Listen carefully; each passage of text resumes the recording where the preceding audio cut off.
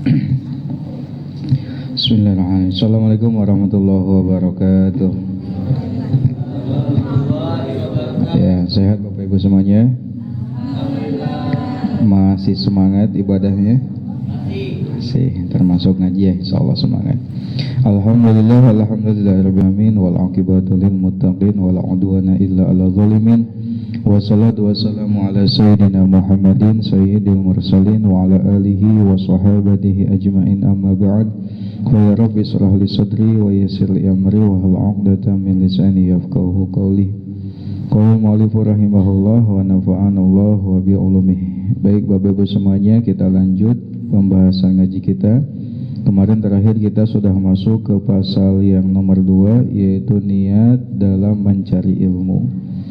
Kita setiap akan memulai sesuatu pastikan harus mengawalinya dengan niat yang baik. Karena dengan niat yang baik, jangankan perkara yang bernilai ibadah, perkara yang non ibadah pun alias perkara mubah dengan niat yang baik akan menghasilkan pahala. Kemarin sudah dijelaskan dalilnya.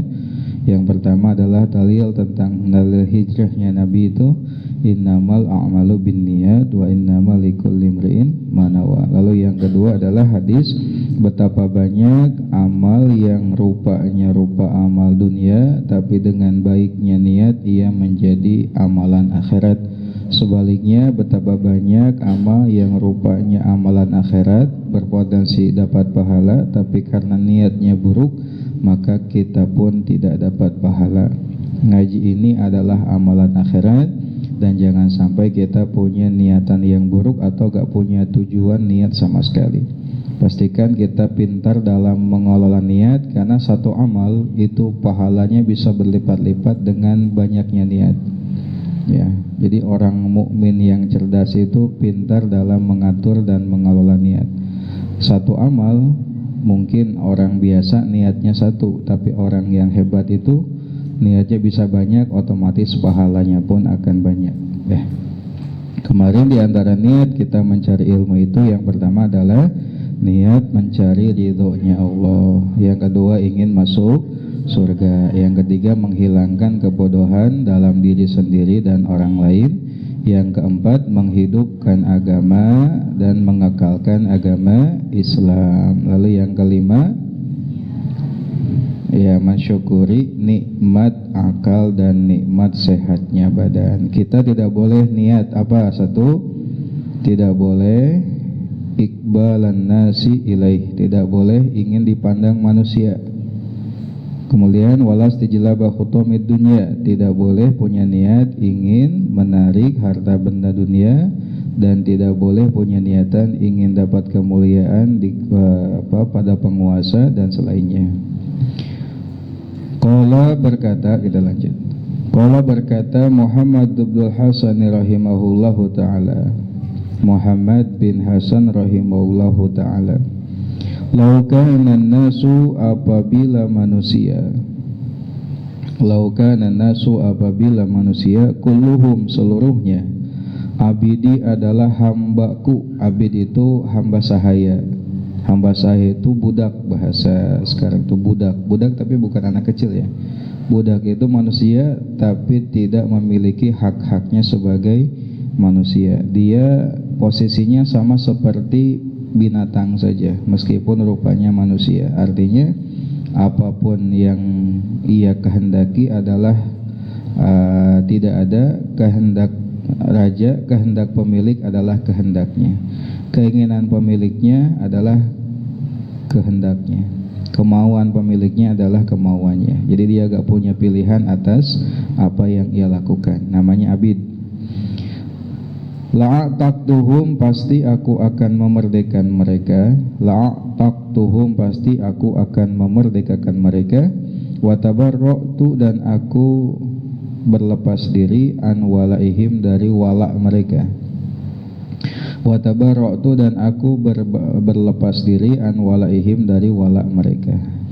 Waman, dan barang siapa wajada ia mendapati lazzatal ilmi, kelezatan ilmu, barang siapa yang telah mendapatkan lezatnya ilmu, wal amali bih, dan mengamalkannya. Qallama yarghabu, sedikit sekali ia tertarik, sedikit sekali ia tertarik, bima, pada perkara, indanasi, yang ada pada manusia, Kita melanjutkan pembahasan tentang niat nyari ilmu ini. Nah ini tadi, dalam mencari ilmu awas waspada niat-niat yang buruk. Di antara niat yang buruk itu adalah niat agar dipandang oleh manusia, niat untuk mengumpulkan harta benda dunia, niat agar mendapat kemuliaan di sisi penguasa, dan lain sebagainya. Nah, Muhammad bin Hasan pernah berkata, kalaulah manusia semuanya adalah hamba milikku, pasti aku akan memerdekakan mereka dan aku berlepas dari wala mereka. Wala itu apa? Wala itu artinya hak yang meskipun mereka telah meninggal, kita punya hak atas peninggalan mereka, namanya wala. Makanya di antara sebab seorang dapat warisan itu adalah al-wala. Jadi ketika seorang abid mati, majikan dapat warisan dari si abid tadi, mantan budaknya gitu ya, namanya wala. Nah, jadi kata beliau, andaikan semua manusia itu adalah hamba sahaya milikku, budakku, aku pasti akan memerdekakan mereka dan berlepas dari walaknya mereka. Ini kira-kira nyambungnya dengan mana, Bu? Kok ada statement demikian, kira-kira korelasinya dengan apa yang kita bahas apa? Nah, korelasinya adalah dengan paragraf selanjutnya. Apa paragraf selanjutnya? Kata beliau, barang siapa yang sudah mendapatkan lezatnya ilmu dan mengamalkan ilmu, dia sedikit banget tertarik dengan apa yang ada pada manusia. Jadi geus teu pati tertarik naon teh, harta benda geus teu pati resep, terus kemuliaan dari manusia teu pati suka, ingin dipandang, ingin populer, tepati suka gitu. Itu kalau orang yang betul-betul sudah meraih kelezatan ilmu dan mengamalkannya. Jadi tepati hayang lamun populer dah gitu. Kurang makan hayang populer dah gitu. Ya. Tepati hayang deket jeung penguasa deh. Ya. Kurang makan hayang deket jeung penguasa deh gitu. Tepati hayang numpuk-numpuk dunia teh. Ieu mah teh hayang. Jadi gitu kata beliau, orang yang memang sudah mendapatkan lezatnya ilmu dan pengamalannya, itu sedikit sekali senang, suka, tertarik apa yang ada pada manusia. Manusia biasa aja. Nah itulah yang disebut dengan zuhud tadi. Zuhud itu ada dua. Satu zuhud ya terhadap dunia, dan zuhud terhadap manusia. Ya, ada seorang sahabat nanya kepada Rasulullah, ya Rasulullah, dullani ala amalin, tunjukkan kepadaku atas satu amal yang kalau aku mengerjakannya, manusia, Allah akan mencintaiku dan manusia akan mencintaiku. Jadi tips agar ibu-ibu dicintai Allah dan dicintai manusia itu dua. Satu, kata Nabi, izhad fid dunya yuhibbukallah, wazhad fima indan nas yuhibbukan nas. Gampang kalau kita mau dicintai Allah, zuhud we kana dunia. Jadi zuhud karena dunia teh tidak tertarik terhadap dunia. Tapi zuhud bukan berarti gak punya dunia ya. Kalau zuhud dimaknai gak punya dunia, gak punya rumah, gak punya mobil, gak punya uang, itu berat untuk level kita. Itu levelnya Nabi, itu zuhud itu. Ya minimal zuhud itu kita tidak ada ruang dalam hati dalam mencintai dunia. Kalau memiliki sih sah-sah saja. Contoh para sahabat. Ada sahabat yang terkenal kaya, siapa tuh? Sahabat Utsman bin Affan. Itu memilih kaya tapi zuhud. Ada juga yang memilih miskin tapi zuhud, siapa tuh? Umar bin Khattab. Itu kan? Jadi zuhud itu bukan berarti kaya atau masalah miskin. Miskin bisa jadi tidak zuhud, kaya juga bisa jadi zuhud. Jadi zuhud itu belum tentu miskin, dan tidak zuhud belum tentu kaya. Kenapa? Urusan zuhud itu urusan manajemen hati. Dia cinta gak pada dunia. Kadang ada orang miskin tapi cinta dunianya kebangetan, geus mah teu boga tapi karena dunia teh meni, nah, untungnya tadi ketergugannya gitu. teu boga tapi kana dunia teh meuni. Nah kan loba pas-pasan hirupna teh dagang-dagang biasa kunaon eta waktuna salat teu salat. Ieu cenah jualan besi aya nu meuli. Ayeuna lebar lamun misalkan teu naon lamun salat ke pas aya nu meuli urang kalewat rezeki gitu kan. Tungtung nama salat henteu nu meuli eueuh kan gitu. Itu kan zuhud itu belum tentu miskin ya. Kadang orang miskin itu ada yang gak zuhud, dan kaya juga belum tentu tidak zuhud. Banyak orang kaya yang zuhud. Contoh siapa? Tadi sahabat Utsman bin Affan. Kayanya beliau itu luar biasa. Bahkan kayanya beliau itu bisa membeli sumur yang pernah dijual oleh seorang orang Yahudi. Jadi dulu ketika di Madinah terjadi kekeringan, yang hanya muncul air itu hanya sumur miliknya orang Yahudi. Ya.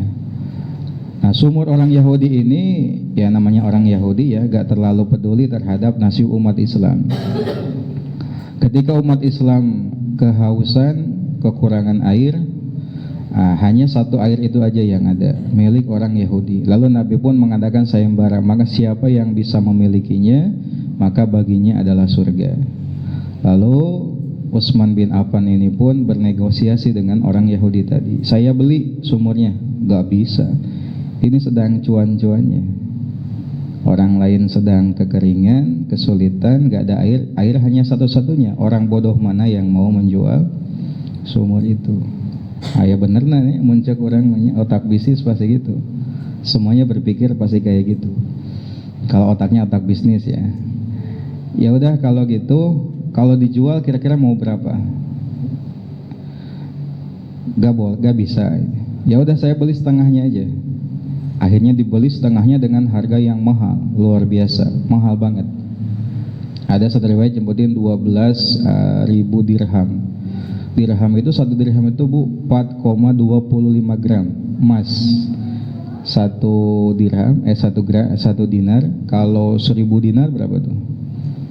Itu tean gitunya, mun ayeuna mah tean. Coba lamun teu boga duit kumaha itu. Akhirnya dibeli setengahnya, separuhnya. Jadi berapa hari jatah Utsman, lalu berapa hari jatah pemilik sumur tadi. Lalu Sayyidina Utsman dengan cerdas, kaum muslimin yang butuh air silahkan ambil secukupnya untuk waktu yang cukup untuk giliranku. Kalau misalkan Sayyidina Umar gilirnya 2 hari, maka cukup untuk 4 hari, sehingga air habis saat giliran Utsman lagi itu. Gitu kan, cerdasnya beliau. Akhirnya pas gilirannya orang Yahudi, ini kemana para konsumen yang mau ngambil air? Gak ada. Daripada rugi, nggak sesuai dijual sadayana. Nah, tentu nama airnya juga sekarang dijadikan sebagai pengairan kebun kurma milik beliau. Bahkan dari hasil kebun kurma itu beliau bisa memberi makan jutaan manusia. Hasilnya pun menghasilkan uang yang begitu banyak, bahkan dibuatkan rekening oleh pemerintah Saudi atas nama Utsman bin Affan. Bahkan hasilnya dibuatkan hotel. Kalau yang pernah ke Madinah itu ya, pas mau masuk ke daerah Masjid Nabawi itu ada hotel namanya Funduk Utsman bin Affan, Pondok Hotel Utsman bin Affan, wakaf. Itu kan kalau gak kaya gimana belinya kan gitu. Makanya muslim itu silahkan kaya. Kata siapa muslim gak boleh kaya? Sok singbung. Tapi yang mulia dari kekayaan itu adalah jangan lupa untuk punya yang namanya zuhud tadi. Zuhud terhadap dunia bukan berarti tidak punya dunia, tapi dunia hanya berada di genggaman saja. Jadi datang dan pergi biasa saja, memiliki ya biasa saja, hilang pun ya biasa saja gitu.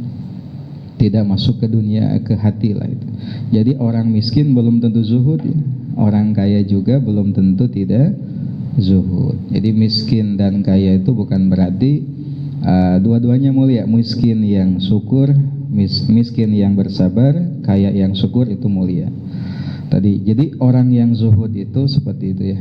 Jadi kalau kita mau dicintai Allah, maka zuhudlah terhadap dunia. Kalau kita mau dicintai manusia, zuhudlah terhadap apa yang ada pada manusia. Tong lobating menta kabat. Tong lobating ngarep. Coba manusia itu akan respect kepada kita kalau kita gak suka nuntut. Tara barang penta, tara tuntut akan respect. Ya. Beda jeung jelema lamun dikit-dikit menta we. Ngemis we, proposal deui, beungeut eta deui. Jadi orangnya malah dipandang rendah gitu. Gitu. Makanya kata Hatim Al-Asham, kalau kita mau selamat hidup di dunia ini ada 4 tipsnya. Yang pertama adalah jangan menyakiti orang lain. Lamun hayang selamat ya, tong nyian perkara lah gitu. Tong menyakiti orang lain. Yang kedua, kalau kita disakiti orang lain kita gak membalas, kan baik tong dibalas. Yang ketiga adalah mau memberi kepada orang lain. Taek mere gitu. Nuka opat ulah barang penta kabatur. Jangan minta kepada orang lain. Nah itu tips kalau kita mau selamat bergaul dengan manusia yang ada di dunia. Nah, jadi kalau kita mau dicintai Allah, zuhud terhadap dunia. Kalau kita mau dicintai manusia, zuhud terhadap apa yang ada pada manusia. Nah, zuhud itu terkadang timbul atau zuhud itu bisa timbul dari kelezatan ilmu dan mengamalkannya. Nah, kan ini waman wajada ladzatal ilmi wal amali bih qallama yarghabu fima indanas. Barang siapa yang sudah mendapatkan kelezatan ilmu dan mengamalkannya, sedikit sekali ia tertarik dengan apa yang ada pada manusia. Kita lewat syairnya ya. Allahumma halaman 11 baris kelima. Allahumma illa idza talabal jah. Allahumma illa idza talaba, kecuali apabila ia mencari al-jaha, kedudukan, lil amri bil ma'rufi, untuk amar ma'ruf, wan nahi anil munkari, dan nahi munkar, wa tanfidhil haqi, dan menyelesaikan hak gitu, menunaikan hak, wa ijazid dini, dan mengagungkan agama, la li nafsihi, bukan untuk dirinya, wa hawahu, dan hawa nafsunya, fayajuzu, maka boleh, dzalika, hal tersebut. Apa hal tersebut itu? Mencari kedudukan. Biqadri ma, dengan kadar perkara, yuki mubihi, yang ia menunaikan, yang dengannya ia menunaikan, yuki mubihi, yang dengannya ia menunaikan, al-amru bil ma'rufi, amar ma'ruf, wan nahya anil munkari, dan nahi munkar. Baik, tadi kan orang yang nyari ilmu itu gak boleh punya niatan apa? Ingin dipandang oleh manusia. Tidak boleh punya niatan ingin mengumpulkan harta benda dunia. Tidak boleh punya niatan ingin punya kemuliaan di sisi penguasa. Nah, ada pengecualian ini. Kumaha lamun niatna neangan kedudukan teh untuk amar ma'ruf nahi munkar, meluruskan kebenaran, menguatkan agama, untuk bukan untuk dirinya, untuk agama. Nah, itu diperbolehkan. Jadi kalau misalkan kekuasaan itu perlu, silahkan, baik. Makanya salah satu contoh dari ulama yang saya ambil guru ilmunya itu adalah Pak Kiai itu. Jadi Pak Kiai itu beliau tidak anti dengan penguasa. Di satu sisi ada ulama-ulama yang anti penguasa. Makanya saya suka dengan gaya politik beliau. Siapapun yang menang, beliau gak menjauhi itu. Karena penguasa itu mau buruk mau baik, ya kekuasaan ada pada tangannya gitu. Kalau kita menjauh, bagaimana mungkin kita akan bisa amar ma'ruf nahi munkar? Mana mungkin kita bisa meneruskan sebuah kebenaran, menegakkan kebenaran, menguatkan agama. Maka kalau misalkan kita nyari kedudukan di pemerintahan, sah-sah saja, tapi asal niatannya satu, untuk bisa amar ma'ruf nahi munkar. Karena kalau amar ma'ruf nahi munkar dengan jalur penguasa itu lebih ini, lebih kuat ngabubarkeun gampang. Pak Dedi we nya ngabubarkeun naon kamari teh.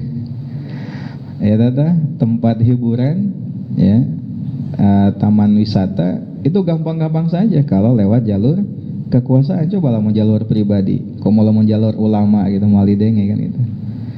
Ya makanya salah satu tafsir yang saya amati dari Syekhuna itu ketika menjelaskan hadis ya, apabila kalian melihat satu kemungkaran, man ra'a minkum munkaran falyughayyirhu biyadihi. Kalau gak bisa fabilisani, kalau gak bisa fabiqalbi, wadzalika adzaful iman. Apabila kalian melihat kemungkaran, kita gak boleh diam-diam saja. Diam dalam artian gak ada tindakan apapun itu gak boleh. Karena orang yang gak ada respon terhadap suatu kemungkaran yang ada pada lingkungannya, ia tahu itu dipertanyakan keimanannya. Maka kalau kita bisa merubahnya dengan tangan, maka lakukan.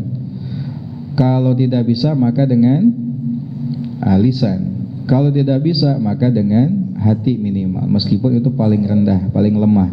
Nah, Syekhuna ini memberikan tafsiran, jadi dengan tangan itu oleh penguasa amar ma'rufnya, dengan lisan itu oleh lisannya para ulama, dengan hati itu minimal oleh orang-orang awam Pak, kayak kita, minimal dengan hati lah gitu. Akhirnya lisan tepati bisa ngomong, terus tangan ngomong, tegaduh kekuasaan. Maka kalau kita punya niatan mencari ilmu, ingin jadi penguasa, gak masalah. Atau dekat dengan penguasa sehingga dapat posisi tertentu, gak masalah, asal niatnya satu apa? Untuk amar ma'ruf nahi munkar. Yang kedua, untuk bisa menunaikan ke hak.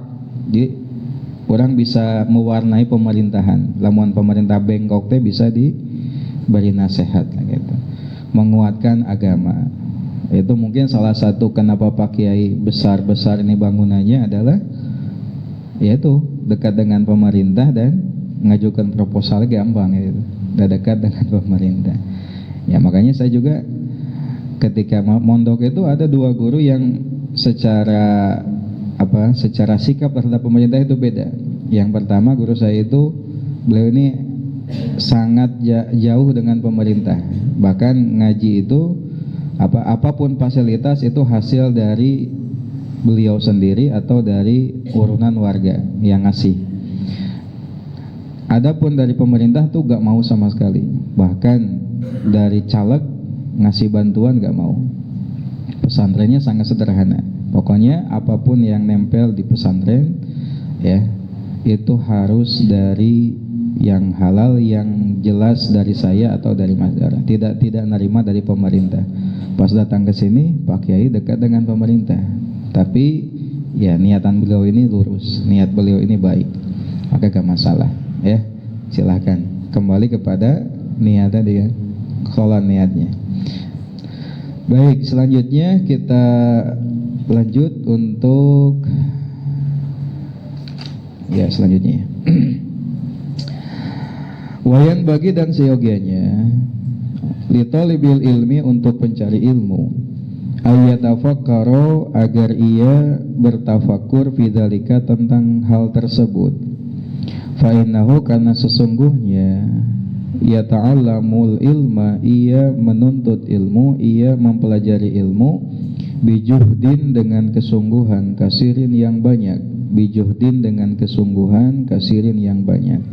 Fala yasrifuhu, sehingga janganlah ia memalingkannya, fala yasrifuhu, sehingga janganlah ia memalingkannya, ila dunya, untuk dunya, al-hakirati, yang hina, al-qalilati, yang sedikit, al-faniyati, yang binasa. Jadi seyogianya seorang thalibul ilmi ini untuk mentafakur, merenung akan hal tersebut. Karena gini, kamu itu nyari ilmu dengan kesusah payahan yang berat. Kade tong sampai ka neangan ilmu anu susah payah didapatna, diarahkan karena mencari dunia yang dunia itu hina, dunia itu sedikit, dunia itu bakal binasa, bakal ditinggalin. Nah itu nasihat untuk kita. Kaulah misalkan kita punya dunia, maka tinggal dibangun sikap zuhud terhadap dunia tadi. Gak masalah kita punya dunia banyak, tabungannya banyak, ya, asetnya banyak, tapi jangan sampai kita cinta terhadap dunia tadi, karena kecintaan terhadap dunia itu ya akan menghilangkan sikap zuhud. Ya. Selanjutnya kita lewat ya pasal berikutnya, karena isinya penguatan terhadap pernyataan sebelumnya. Sekali lagi ya, ini harap maklum karena kitabnya masih tebal, waktunya terbatas. Kita ambil poin-poinnya aja. Faslun pasal. Nah sekarang kita masuk pasal yang ketiga, isinya adalah tentang tips memilih ilmu, tips memilih guru, memilih teman, dan tekun, ya. Teguh, ya, teguh. Jadi ada 4 pembahasan ya: memilih ilmu, memilih guru, teman, dan teguh saat ngaji. Yang bagi seyogianya li talibil ilmi, untuk pencari ilmu, ayakhtara, ia memilih, min kulli ilmin, dari setiap ilmu, ahsanahu, yang paling baik untuknya, ahsanahu, yang paling baik untuknya, wama, dan perkara, yahtaju ilaihi, yang ia membutuhkannya, wama, dan perkara, yahtaju ilaihi, yang ia membutuhkannya, fi amri dinihi, dalam perkara agamanya, fil hali, pada saat itu. Jadi kemarin ilmu yang dibutuhkan dalam agama fil hali, saat itu ilmu hal ya, yaitu ilmu yang saat kita akan melakukan kewajiban ilmunya sudah ada. Mau sholat ilmunya sudah ada, mau puasa ilmunya sudah ada, mau bersuci wudu ilmunya sudah ada, mau apalagi tuh, mau haji ilmunya sudah ada, mau zakat, namanya ilmu hal. Sumama, lalu perkara, yahtaju ilaihi, yang ia membutuhkannya, fil ma'ali, nanti, fil ma'ali, nanti. Nah seorang thalib, seorang pencari ilmu itu seyogianya memilih setiap ilmu yang paling baik untuknya, dan ilmu yang ia butuhkan dalam urusan agama yang saat itu juga ia butuhkan. Ketika akan mengerjakan, ilmunya sudah ada. Kemudian ilmu yang dibutuhkan nanti. Jadi skala prioritasnya untuk ilmu itu, satu adalah ilmu agama yang dibutuhkannya saat itu juga, dan ilmu agama yang dibutuhkannya nanti sesuai dengan kasus-kasus yang ada. Wa yuqaddima, dan ia mendahulukan ilmu tauhidi, ilmu tauhid. Wa ya'rifa, dan ia mengenal Allah Ta'ala bidalili, dengan dalil. Fa inna imanal muqallidi, karena sesungguhnya imannya orang yang taklid, wa in kana sahihan, meskipun sahih, indana, menurut kami, lakin, akan tetapi, yakunu asiman, ia berdosa, bitarkil istidlali, dengan meninggalkan istidlal, mencari dalil. Bitarkil istidlali, dengan meninggalkan istidlal atau mencari dalil. Lalu ia harus mendahulukan ilmu tauhid. Itu kan kemarin, di antara ilmu hal itu, ilmu yang pertama apa? Ilmu tauhid. Mengapa dengan ilmu tauhid? Dengan ilmu tauhid kita bisa mengenal Allah. Wa ya'rifallaha bidalil. Jadi mengenal Allah itu harus dengan dalil, namanya ma'rifat. Allah berfirman, fa'alam annahu la ilaha illallah. Ketahuilah, diketahui perintah. Nah, fa'alam alias ma'rifat, iman ilmu dia. Nah, karena kewajiban pertama bagi kita tadi adalah ma'rifat. Fa'alam annahu la ilaha illallah. Awwalu wajibin alal insani ma'rifatul ilahi bistiqoni. Maka pendidikan awal yang harus kita cari, atau untuk anak-anak kita, itu pastikan sebelum dia balik atau saat dia balik itu sudah ia menguasai yang namanya ilmu tauhid. Karena dengan ilmu tauhid kita bisa mengenal Allah dengan dalil, namanya ma'rifat. Kenapa harus dengan dalil? Karena untuk iman tanpa dalil alias iman taklid itu ada perbedaan pendapat ulama. Ada yang mengatakan iman teu sah meskipun dia meyakini bahwasanya Tuhannya adalah Allah, tapi kalau imannya tidak sampai ke level iman ma'rifat, maka imannya tidak sah. Coba, ada ulama yang berpendapat demikian. Nah, menurut Ahlu Sunnah wal Jamaah, imannya orang taklid itu sah, cuma dosa aja. Dosanya kenapa? Dia tidak mau mencari dalil tentang sifat-sifat Allah tadi. Jadi dosa karena tidak beristidlal. Kan gini, tingkatan iman itu kalau kita lihat dalam kitab Sarahnya Safinah Kasyifatus Saja itu ada tingkatan iman itu ada 5. Tingkatan terendah adalah iman taklid. Apa itu iman taklid? Beriman bermodalkan ikut apa yang dikatakan orang lain. Moncek pak guru teh bu guru yang Allah itu wujud kidam bako mukhalafah lil hawadisi qiyamuhu binafsihi wahdaniyat. Allah itu adanya tanpa permulaan, adanya tanpa akhiran. Dia tidak sama dengan makhluknya, dia tidak butuh yang lainnya, dia itu Maha Esa. Harus diyakini, ya. Saya meyakini Allah itu adanya tanpa permulaan, adanya tanpa akhiran. Allah itu beda dengan makhluknya, Allah itu gak butuh makhluknya, dan Allah itu Esa. Ditanya, apa dalil bahwasanya Allah itu ada? Bingung dia, gak tahu. Kata Pak Ustadz kayak gitu, gak tahu. Kata Bu Ustazah kayak gitu. Apa dalil bahwasanya Allah itu Maha Esa? Gak tahu. Pokoknya saya yakin Allah itu Maha Esa. Allah itu wujud, Allah itu kidam, Allah itu bako, Allah itu sifatnya seperti ini. Nah, itu namanya iman taklid, keimanan yang disandarkan kepada orang lain tanpa tahu dalilnya apa. Namanya iman taklid. Nah, iman taklid itu iman di level panghandapna, sehingga masih ada perdebatan apakah sah atau tidak imannya. Nah, menurut pendapat sahih bagaimana? Imannya sah, akan tetapi dia dosa karena ketidak ngajinya itu, tengaji itu. Cuma cukup tahu aja dari orang lain gitu. Nah, yang level berikutnya adalah iman ilmu alias ma'rifatiyah. Minimal kita berada di tahap itu agar selamat akidahnya dan aman dari dosa tadi. Apa itu iman ilmu? Yaitu keimanan yang berdasarkan ilmu alias mengenali Allah dengan dalilnya. Nah, kenal Allah kan kenal dengan sifatnya. Tadi sifat Allah itu wujud. Apa makna wujud? Ada. Mustahil adam, artinya gak ada. Dalilnya apa? Wujudu hadhil makhluqati, adanya makhluk ini menandakan adanya yang menciptakan, dan yang menciptakan adalah Allah. Allahul ladzi khalaqas samawati wal ard. Itu dalilnya. Yang kedua, Allah itu adanya tanpa permulaan alias kidam. Apa dalilnya? Huwal awwal wal akhir wa zahir wal batin. Kidam bako. Lalu Allah itu mukhalafah lil hawadisi, beda sama sekali dengan makhluknya. Apa dalilnya? Dalilnya adalah laisa kamislihi syai'un.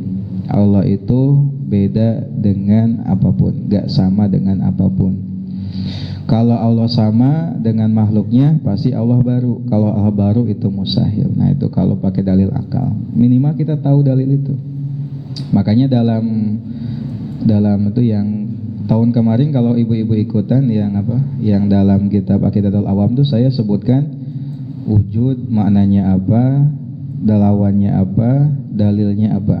Nah, minimal kita tahu dalilnya. Dan itu wajib bagi kita agar iman kita berada di level iman ilmu atau di level ma'rifat. Kesananya mah tingkatan lanjut lah gitu. Advance kali itu nama lanjutan. Ada iman ainul yakin, iman hakul yakin, ada iman hakikat. Nah, minimal kita berada di jenjang yang nomor 2 tadi, ya. Tong sampai ke dinu panghandapna, karena masih diikhtilafkan perihal sah atau tidak keimanannya. Jadi apa ilmu yang harus kita dahulukan pertama? ilmu tauhid diantaranya. Wa yahtaro dan ia memilih al-adiqo ilmu yang jadul, ilmu yang kuno. Dunal muhdasat, tidak ilmu-ilmu yang baru. Pilihlah ilmu yang jadul, ilmu tentang tauhid, fikih, akhlak gitu kan. Dunal muhdasat, tidak ilmu-ilmu yang baru, ilmu filsafat. Apalagi itu ilmu gitu. Apakah boleh? Ya boleh-boleh saja, silahkan mendalami filsafat. Mangga, ada ulama yang memperbolehkan meskipun ada yang mengharamkan, tergantung kualitas pemikirannya. Kadang ada orang yang ngaji filsafat malah jadi sesat, itu ada. Itu berarti gak cocok untuk dia. Ya, dahulukan ilmu-ilmu yang jadul tadi, ilmu-ilmu dari zaman dulu. Wa iyyaka, dan awas antas tagila engkau sibuk bihadza jadali dengan perdebatan ini, alladzi dhahara yang muncul ba'dal qiradil akabiri setelah habisnya para pembesar minal ulama, dari kalangan ulama. Bainahu, karena sesungguhnya ilmu jadal, ilmu debat perdebatan, yub'idu, ia menjauhkan at-taliba santri anil fikhi, dari ilmu fikih. Wa yudhayyi'u, dan ia menyia-nyiakan al-umra usia. Wa yurisu, dan ia mewaris al-wahsyata kegelisahan, wal adawata, dan permusuhan. Wa huwa, dan perdebatan min asyrati saati, adalah bagian dari tanda-tanda kiamat. Wartifa'il ilmi, dan hilangnya ilmu, wal fikhi, dan fikih. Kaza, demikian waroda, datang fil hadisi, di dalam hadis. Awasinah, jangan milih ilmu-ilmu yang baru komo anu isina teh tentang ilmu perdebatan, ya. Karena perdebatan ini muncul setelah habisnya generasi ulama-ulama besar. Banyaknya perdebatan akan menjauhkan santri dari fikih, menyia-nyiakan usia, ya, mewariskan kegelisahan dan permusuhan. Dan banyaknya perdebatan adalah bagian dari tanda kiamat, diangkatnya ilmu dan fikih. Selanjutnya, wa amma ikhtiyarul ustadz. Sekarang tadi kan milih ilmu, jadi milih ilmu itu yang mana? Ilmul hal tadi, ilmu yang dalam urusan agama itu berlakunya saat itu, dan ilmu dalam urusan agama berlakunya demikian. Kemudian pilih yang utama adalah ilmu tauhid, lalu ilmu-ilmu yang kuno, ilmu-ilmu yang jadul, hindari ilmu-ilmu baru, apalagi ilmu yang membuat banyak perdebatan, persengketaan. Kalau mau pilih ilmu yang banyak sekarang ya gak masalah juga kan, naon matematika, kimia, fisika, sampai ke level expert gak masalah. Cuma jangan sampai kita dasarnya tidak, yang intinya kita lupa. Kayak kasus kemarin, orang-orang sibuk nyari mobil, nyari motor, tapi lupa untuk pakai baju, lupa untuk beli makanan gitu. Ilmu tauhidnya lupa, ilmu fikihnya gak tahu gitu. Kemarin fikih tauhidnya gak masih sampai ke level kalau ditanya dia bisa jawab. Minimal dia wudunya betul, mandinya betul, sholatnya betul, apalagi itu puasanya betul, zakatnya betul, hajinya betul, kalau jual beli jualnya betul, kalau nikah nikahnya betul. Gak mesti harus di level jadi ustaz, jadi kiai. Itu dasar agama kita. Sekarang memilih guru. Wa makhtiyarul ustadi, dan adapun memilih guru, bayan bagi maka seyogianya ayakhtaro, ia memilih al-a'lama, yang paling alim. Pilihlah guru yang paling alim. Wal awra'a, dan paling wara'. Wara' itu apa? Selektif. Dia hanya memilih yang halal saja, ninggalin yang subhat, apalagi yang haram. Wal asana, dan paling berumur. Kamakhtaro, sebagaimana memilih Abu Hanifah Hamad bin Abi Sulaiman kepada Hamad bin Abi Sulaiman rahimahullah, ba'da ta'amuli, setelahnya merenung, wa tafakuri, dan berfikir. Yang kedua adalah tema tentang memilih ustadz atau memilih guru. Yang dianjurkan dalam memilih guru itu yang bagaimana? Satu, pilihlah ustadz atau guru ngaji itu yang paling alim. aya nu alim tapi masih aya nu paling alim, usahakan kita ngambil yang sana. Tapi lamun teu aya nya nu aya we nya. Teu aya mah nu aya we. Satu, yang kedua pilih yang paling aura. Aura itu apa? Yang paling waro. Jadi tong sampaikan milih ieu teh pinter tapi jorok gitu barang makanan teh. Nu halal, nu haram kada diembat gitu. Pilih yang waro. Alhamdulillah ya, tahadus minimah saja. Saya ini guru saya itu pertama itu beliau ini sangat waro. Waronya itu gimana? Tadi satu, dia tidak nerima bantuan-bantuan dari pemerintah yang mungkin tujuan ngasih itu kan ada maunya. Yang kedua itu beliau itu tidak punya usaha. Jadi usaha beliau itu murni dari hasil bertani, hasil kerja kerasnya dari sawah yang digarap. Jadi meskipun udah ulama besar tapi masih ke sawah gitu. Jadi ngaji itu ba'da subuh lalu sampai jam 8. Nah, setelahnya ngaji ke sawah sampai menjelang zuhur. Pas zuhur berjamaah lalu ngaji sampai asar berjamaah ngaji. Gitu aja rutinitas hariannya. Jadi menghidupi diri dan keluarganya itu dari hasil bercocok tanam, hasil bertani gitu. Waro sekali. Pilihlah guru yang waro. Kemudian wal asan dan sepuh. Pilihlah guru yang sepuh karena semakin sepuh semakin bijaksana biasanya. Ya, lamun nu buda mah kan masih kena galidernya. Nu muda mah lamun nu muda gitu. Sahwatna masih kena kuat. Maka pilih yang paling sepuh mun bisa. Pak Kiai ini udah sepuh 70 tahun gitu. Nah, kita ambil ilmu beliau. Sebagaimana Abu Hanifah memilih gurunya siapa? Hamad bin Abi Sulaiman, setelahnya berpikir dan merenung. Waqala dan Abu Hanifah berkata, wajadtuhu syaikhan wa quran. Wajadtuhu, aku mendapatinya syaikhan sebagai seorang yang sepuh, wa quran yang tenang, haliman yang bijaksana, soburon yang sobar. Ketika aku ngaji, aku mendapat beliau ini sosok pribadi yang udah sepuh, kalem, tenang, penyabar, bijaksana gitu. Karena kebijaksanaan itu biasanya ditentukan dengan usia, biasanya gitu. Ya aya nu kolot tapi itu bijaksana kayaknya. Ieu mah kadang kebijaksanaan itu rata-rata semakin seorang berusia semakin bijaksana, ya, semakin luas cara pandangnya, tidak tergesa-gesa dalam memutuskan suatu perkara karena pengalamannya udah banyak gitu. Maka cari yang paling sepuh tadi. Waqala dan beliau berkata, sabatu aku teguh inda Hamad bin Abi Sulaiman, di Hamad bin Abi Sulaiman, di sisi Hamad bin Abi Sulaiman, panabatu, lalu aku tumbuh. Nah, berkat aku teguh ngaji kepada beliau, ya, aku pun tumbuh gitu. Tumbuh berkembang, dapat ilmu gitu. Itu yang kedua. Sekarang tentang musyawarah yang ketiga.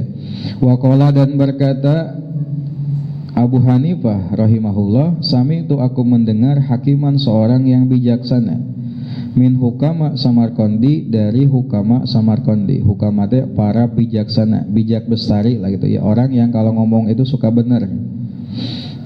Kadang kebijaksanaan itu muncul karena kesepuhan tadi. Jika montos sepuh sok bijaksana, apa yang ia omongkan itu memang betulan. Qala, beliau berkata, inna wahidan min thalabatil ilmi syawaroni. Inna wahidan, sesungguhnya seseorang, min thalabatil ilmi, dari pencari ilmu, syawaroni, ia bermusyawarah kepadaku, bi thalabil ilmi, tentang mencari ilmu. Wakana, dan ia ada, azama, ia berazam. Azam teh ayat tekadan, ayat tujuan kuat, ala zihabi, untuk berangkat, ila Bukhara, ke negeri Bukhara. Bukhara sekarang ada di Uzbekistan. Li talabil ilmi, untuk mencari ilmu. Wahakad, untuk mencari ilmu. Nah, ini tentang musyawarah. Jadi pernah ada kejadian, ya, aku mendengar seorang yang bijaksana berkata, ada seorang santri yang dalam mencari ilmunya ia bermusyawarah, minta pandangan kepadaku dalam nyari ilmu, dan ia bertujuan akan pergi nyari ilmu ke Bukhara. Jadi dalam nyari ilmu juga penting adanya musyawarah. Itu bade ngawas ka mananya, lebetkeun ka mana tak gitu. Jadi ketika kita mau memasukkan anak terutama nu bade mondoknya, nu bade masantren, ari kolot baheula masuk tatanya heula ka ustad ka kiai. Pak ustad itu bade dipondokeun ka mananya, saena ayeuna mah beda ayeuna mah. Ningali dina Instagram gitu. Ningali na TikTok, iya ustadznya bagus ya. Ya. Nah kalau orang tua zaman dulu itu nanya dulu ke tokoh sesepuhnya, ini kemana ini ya bagusnya, lalu diarahin ke pesantren ini. Kalau sekarang beda ya, mana yang sorangan ya nama. Yang penting beken gitu. Yang penting itu terkenal nih. Retorikanya bagus, retorikanya bagus. Kadieu kan pesantren nah itu. Nah dulu itu musyawarah kepada orang yang bijaksana. Wahakadha dan demikian pula yang bagi seyogianya ayusyawira ia musawarah fi kulli amrin dalam setiap urusan. Nah musawarah itu ternyata tidak hanya ya penting untuk mencari ilmu saja, bahkan dalam setiap urusan pun kita harus ada musyawarah. Ya. Fa inna Allah Ta'ala, karena sesungguhnya Allah Ta'ala amaro ia memerintahkan rasulahu rasulnya, Allah memerintahkan Rasulnya Nabi Muhammad bil musyawarati untuk musyawarah fil umuri dalam setiap perkara. Walam yakun ahadun dan tidak ada satupun abtona yang lebih cerdas minhu dari beliau. Wa ma'adzalika dan beserta itu amaro Allah memerintah bil musyawarat, Nabi memerintah bil musyawarati untuk musyawarah. Nah coba ya, kata beliau musannif, seyogianya kita itu harus musyawarah dalam setiap urusan. Allah saja ini memerintah nabinya untuk musyawarah dalam setiap urusan. Bahkan tidak ada satupun yang paling cerdas dibanding nabi. Dan meskipun demikian nabi pun diperintah untuk musyawarah. Allah berfirman, wa syawirhum fil amri fa idza azamta fatawakkal 'alallah innallaha yuhibbul mutawakkilin. Itu Allah memerintah Nabi untuk musyawarah. Nah dalam hadis kemarin kan udah ya dikasih makhoba manis takhoro, tidak akan gagal orang yang suka istikhoro, wala nadima manis tasyoro, mual menyesal menyesal orang yang suka musyawarah. Dan yang terakhir wa ma'ala manik tasoda, mual miskin orang yang hidupnya sederhana. Rasul diperintah untuk musyawarah padahal tidak ada yang lebih cerdas dibanding Rasul gitu. Wakana dan Rasul ada yusyawiru beliau musyawarah ashabahu dengan para sahabatnya. Jadi Rasul saat akan membuat satu keputusan pasti musyawarah dengan para sahabatnya fi jamil umur dalam semua urusan. Hatta hawa ijil bait hingga kebutuhan rumah.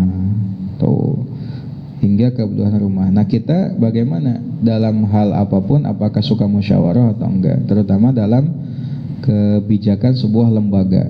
Jadi mungkin menurut kita bijak tapi belum tentu menurut orang lain. Mungkin kita cerdas tapi mungkin ada pandangan kita yang belum sampai untuk sesuatu yang disebut sebagai kebijaksanaan, kebijakan. Jangan sampai ada kebijakan yang ternyata tidak bijak kan gitu.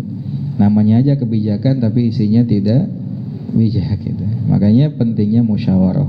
Ajak orang untuk bertukar pikiran, tapi gak semua. Ada orang-orang yang memang dia punya pemikiran yang baik, pemikiran yang luas, itu yang harus diajak musyawarah. Saya pernah dengar beliau Syekhuna, guru kita itu Pak Kiai, beliau itu suka musyawarah dengan siapapun tanpa melihat beliau ulama besar. Bahkan seringkali beliau juga suka ngobrol dengan saya tentang ini, tapi bukan masalah lembaga-lembaga, tentang keilmuan lah kalau saya mah.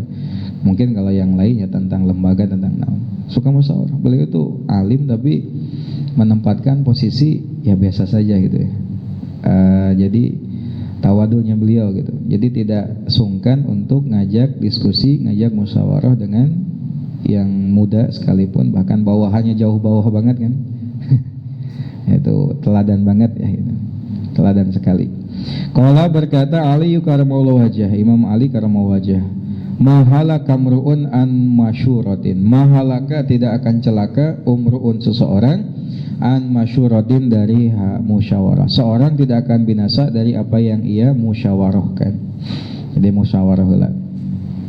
Kila dikatakan rajulun lelaki, wanis rajulin dan separuh lelaki, wala syai'a dan bukan laki-laki. Jadi manusia itu ada tiga. Satu rajul, lelaki sempurna, maksudnya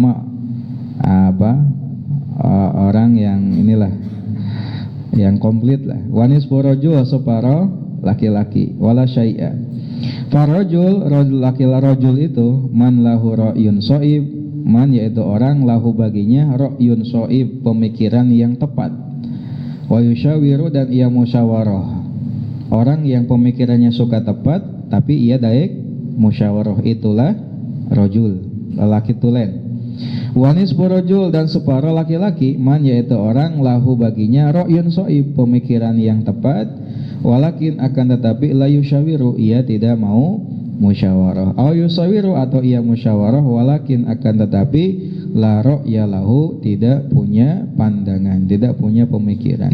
Jadi disebut rajul itu orang yang tidak mau musyawarah meskipun otaknya bagus, pemikirannya cerdas, ya, atau musyawarah tapi dia gak punya pikiran, pemikiran. Wala syai'a yang ketiga, man yaitu orang la ra'ya yang tidak punya pemikiran lahu, la ra'ya lahu gak punya pemikiran yang tepat, wala yusyawiru tadaik musyawarah.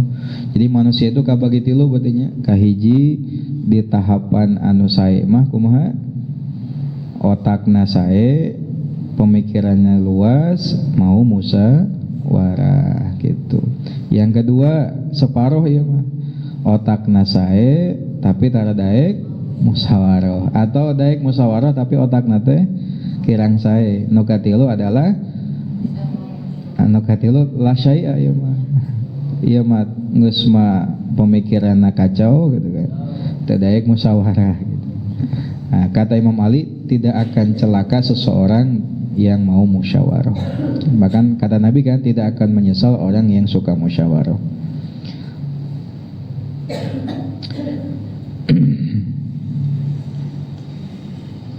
Qala berkata Ja'far Shadiq, Imam Ja'far Shadiq radhiyallahu anhu li Sufyan Ats-Tsauri kepada Sufyan Ats-Tsauri rahimahullah, syawir musyawarahlah, syawir musyawarahlah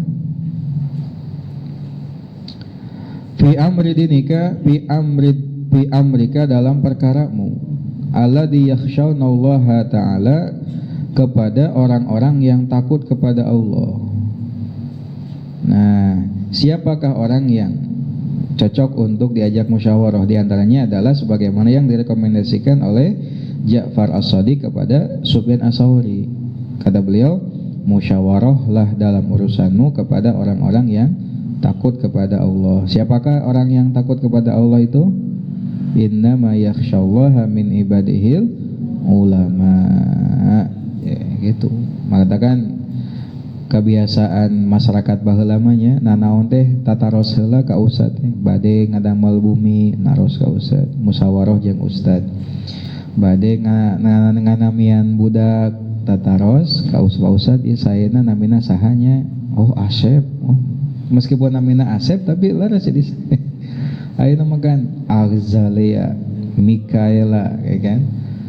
Ah, geus aneh-aneh we budak ayeuna mah. Cigana lamun abdi jadi guru SD zaman ayeuna nya Bulia, jadi guru ayeuna hese ngabsena. Geus mah ngaranna aneh-aneh, bari 3 suku kata deh. Mikaela, Azalia, Gabriela.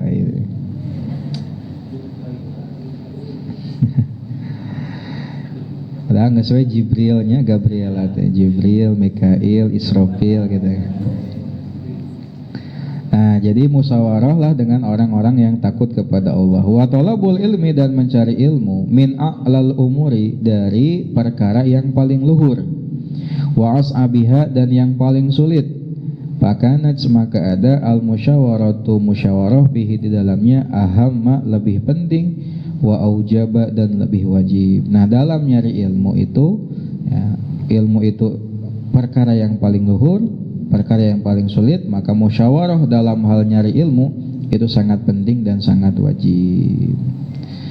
Oke, itu adalah tentang musyawarah. Baik ya, itu aja dulu. Waktu sudah menunjukkan pukul 14.31, kontrak kita berakhir ya. Bukan saya gak mau, tapi memang demikian adanya. Mudah-mudahan kita bisa melanjutkan ngaji kita bisa ngambil terus manfaat dari ilmu yang kita kaji. Itu saja, berarti materi kita tadi melanjutkan tentang niat mencari ilmu yang salah. Kemudian ada pengecualian tentang niat seseorang dekat dengan penguasa atau punya kekuasaan di pemerintahan. Itu niatnya silakan asal niatnya baik. Kemudian juga kita bahas tentang jangan terlalu cinta kepada dunia gitu ya. Ciri orang yang merasakan nikmatnya ilmu dan mengamalkan ilmu itu sedikit sekali tertarik terhadap apa yang ada manusia. Jadi kalau kita mau dicintai Allah, kuncinya apa?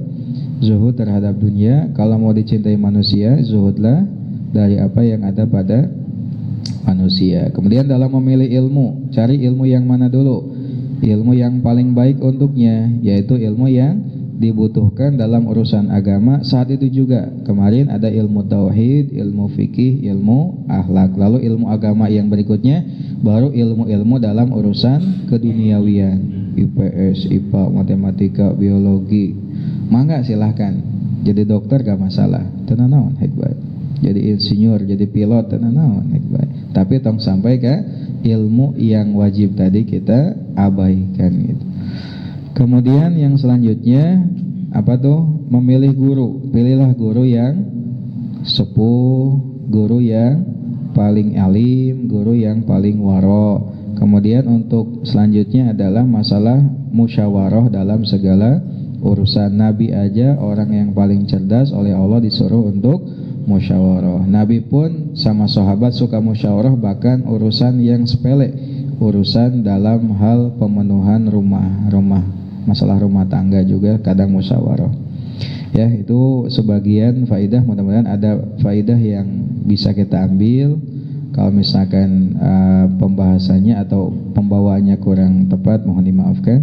Mudah-mudahan bermanfaat. Allahu a'lam. Rabbin fa'na bima 'allamtana. Alimna alladhi yanfa'una.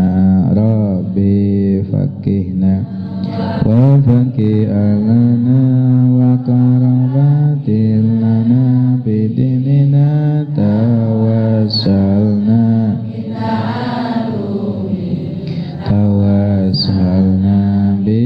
bita'limin anta razuqanal wasi'ah qanal amana ya Allah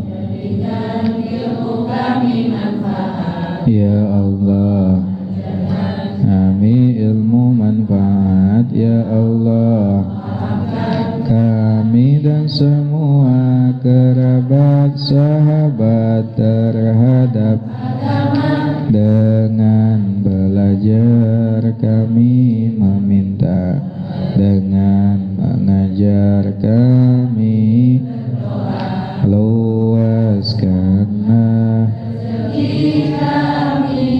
dan rengganlah hidup kami. Amin. Subhanakallahumma wa bihamdika asyhadu an la ilaha illa anta astaghfiruka wa atubu ilaika. Allahumma waffiq ila aqwamit thoriq. Assalamualaikum warahmatullahi wabarakatuh.